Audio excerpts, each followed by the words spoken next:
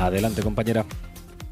Empiezo con Estados Unidos, es importante. El lugar en el que se ha situado Estados Unidos en Latinoamérica en esos 28 años que pasaron desde la primera cumbre de las Américas que convocó en su momento Bill Clinton, se pone de manifiesto cuando miras dónde se ha posicionado en esa misma región China y en ese mismo periodo de tiempo. Solo voy a poner de ejemplo una cifra, la del intercambio comercial.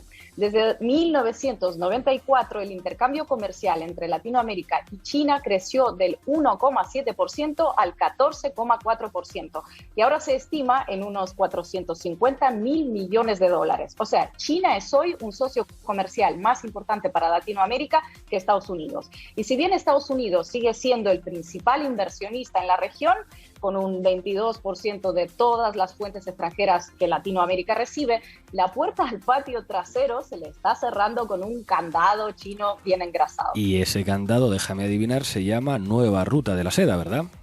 Así se llama, también es conocida como Una Franja, Una Ruta. Es una mega iniciativa china a la que ya se sumaron 148 países del mundo y 20 de ellos latinoamericanos. Se trata de un proyecto emblemático de Xi Jinping que lo propuso en 2013 y que consiste fundamentalmente en unir los 5 continentes a través de una red de grandes proyectos de infraestructura, emulando esa ruta de seda antigua de China, que era una especie de puente entre China y el mundo. En Latinoamérica, el primero en incorporarse fue Panamá, después Uruguay, Ecuador, Venezuela, Chile, Bolivia, Costa Rica, Cuba, Perú, Argentina, también recién durante las Olimpiadas de Invierno en Pekín. Pero cuéntanos, Sina, ¿cuáles son en general los principales proyectos de los inversores chinos en América Latina? Bueno, en Panamá se está analizando construir una línea de tren de alta velocidad, también un cuarto puente sobre el Canal de Panamá. En Ecuador, 2 puentes, 7 centrales hidroeléctricas. En Perú está el proyecto de ferrocarril interoceánico con Brasil y Bolivia. También se planea construir un puerto en Chancay, en el Pacífico, que sería el principal puerto latinoamericano manejado totalmente por los capitales chinos, y además sería un importante eje para el comercio en el Pacífico Sur. En Bolivia, Chile, Argentina, el denominado Triángulo del Litio, varias compañías chinas están involucradas en la extracción de litio, que es clave para las baterías. En Bolivia, por ejemplo, en los salares de Uyuni son 4 las compañías chinas que operan. Con Argentina se ha firmado en febrero un acuerdo de inversiones por 23.000 millones de dólares, y Argentina ha sido tradicionalmente uno de los principales socios de China en la región. Hace unos años se informó sobre la construcción de una base china para la exploración espacial en la Patagonia, un proyecto que en teoría se construyó para la observación astronómica y el seguimiento de satélites, pero que los medios argentinos han interpretado como si se tratase de prácticamente una invasión china. Por supuesto, porque el proyecto recibió luz verde en la época del kirchnerismo. En fin, fue muy cuestionado por su eventual uso militar, aunque voceros tanto chinos como argentinos aseguraron que se trataba de una cooperación con fines pacíficos. Bueno, siempre se ha dicho que España tenía derecho a ofrecer el territorio español a los Estados Unidos para tener bases militares. Se dice que Ucrania tiene todo el derecho a estar en la OTAN. No tiene derecho Argentina a decidir que en su país se instale una estación espacial china. No sé. Según Infobae, no tiene. Bueno, otra apuesta importante de China es en el campo digital. Básicamente se trata de ayudar a países en vías de desarrollo a cerrar su brecha digital. Es todo un programa de digitalización e inversiones en el sector tecnológico de América Latina. Cualquiera que vaya a Latinoamérica, a países tan dispares como México o Venezuela, enseguida les salta a la vista la fuerte presencia de Huawei. No sé si te has fijado alguna vez. Esta compañía china invirtió centenares de millones de dólares en telecomunicaciones en toda la región. Y así es como llegamos al tema de 5G y posiblemente del 6G. Esto es muy importante porque la gente piensa que el 5G o el 6G es un tema meramente tecnológico, pero se trata de un tema fundamentalmente político. Explica por qué, Ina. Efectivamente, bueno, porque con la tecnología 5G empezamos a hablar del Internet de las cosas y China está en la cima de la estandarización del 5G ahora mismo. ¿A qué me refiero con esa palabra? Un estándar es un conjunto de especificaciones técnicas que hace posible que distintos dispositivos puedan interactuar entre sí. Si tú, por ejemplo, hiciste un estándar, pero solo te sirve para que interactúen tu móvil con la lavadora de tu vecino, es que tu estándar funciona, pero no es ampliamente usado y, bueno, mala suerte.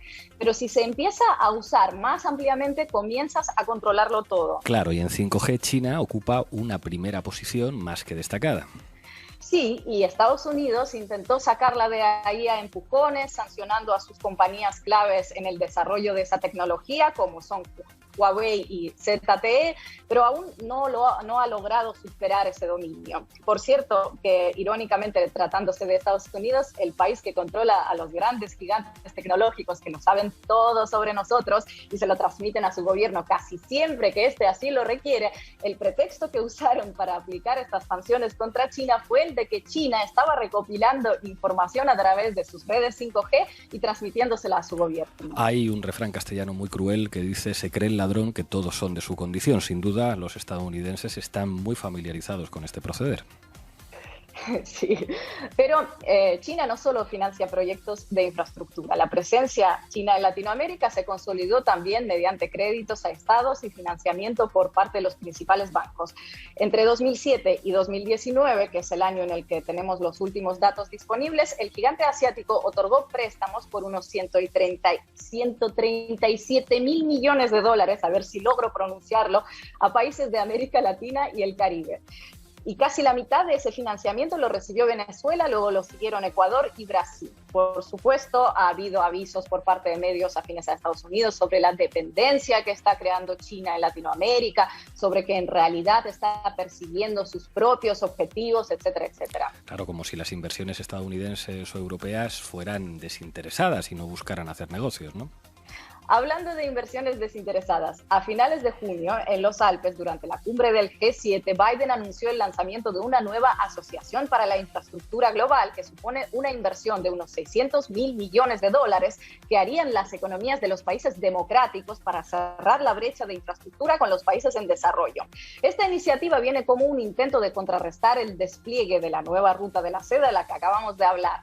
Días después del anuncio de su lanzamiento, The Times of India informaba que no iba a apoyarla, así que comenzó bien, como vemos. En cualquier caso, esto es solo el inicio, así que veremos cómo evoluciona. Bueno, en definitiva, lo que ocurre es que China se está convirtiendo en una superpotencia comercial y económica con un peso enorme en América Latina. Claro, esto para muchos podría recordar al papel que tradicionalmente tuvo Estados Unidos en América Latina, ¿no? Pero hay una diferencia sustancial aquí. China no exige ningún tipo de afinidad política a cambio, y eso es importante. Al contrario de lo que sucedía durante la Guerra Fría, China como potencia meramente comercial no exige fidelidad política, y esto queda bien claro cuando vemos que igual le da invertir en Brasil que en Cuba, mientras haya una conveniencia económica. Parece lo más lógico, tratándose de acuerdos comerciales, pero todos sabemos que en el caso de Estados Unidos no ha sido así. Y al contrario de lo que ocurre con la relación con Estados Unidos, no recordamos que en la Asamblea Popular de China se haya decidido que el gobierno de uno u otro país suponía una amenaza y que mejor dedicar una partida presupuestaria a tumbarlo, que le pregunten a Chile el ejemplo más ocurrido, pero ni mucho menos el único. Y ni mucho menos hablar de sanciones.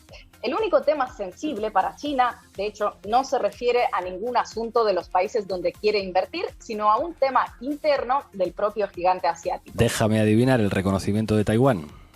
Claro.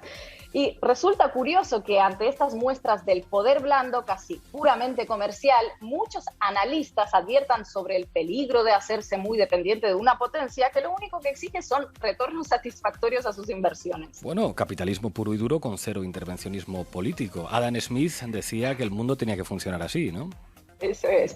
En fin, todo lo contrario de lo que suele imponer el adalid de la libertad en general y de la económica en particular. Estados Unidos, que al final no parece tan interesado en esa libertad como en el poder en sí, a juzgar por lo sucedido hasta ahora.